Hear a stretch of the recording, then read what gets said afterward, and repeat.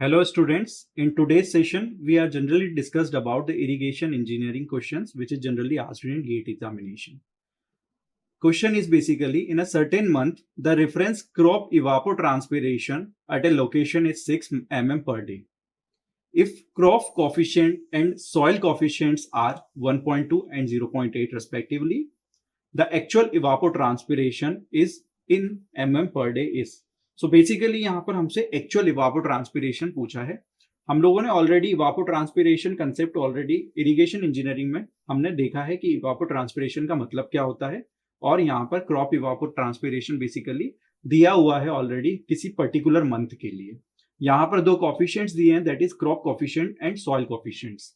So generally हमारे पास basically यहाँ पर यदि हम लोग एक्चुअल इवापोट्रांसपिरेशन देखें तो बेसिकली इसका एक बेसिक फॉर्मूला है, दैट इज actual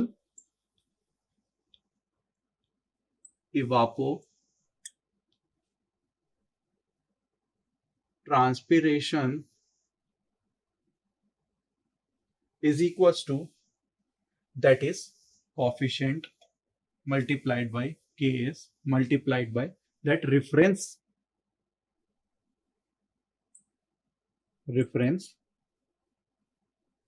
evapotranspiration.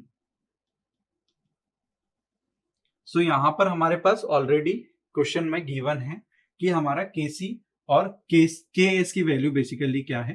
केसी यहाँ पर क्रॉप कोफिशिएंट है और के एस बेसिकली सॉइल कोफिशिएंट है. तो केसी बेसिकली कितना दिया हुआ है यहाँ पर क्वेश्चन में, that is 1.2.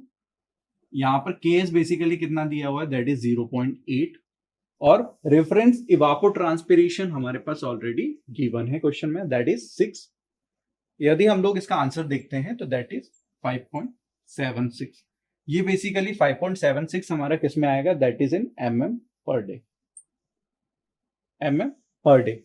So generally actual evapotranspiration का हमारा बेसिक फॉर्मूला है जो जनरली यूज होता है हमारे. कई बार हमें अदर कॉम्पिटिटिव एग्जाम्स में इसको पूछा गया है, इस पे बेस्ड क्वेश्चंस.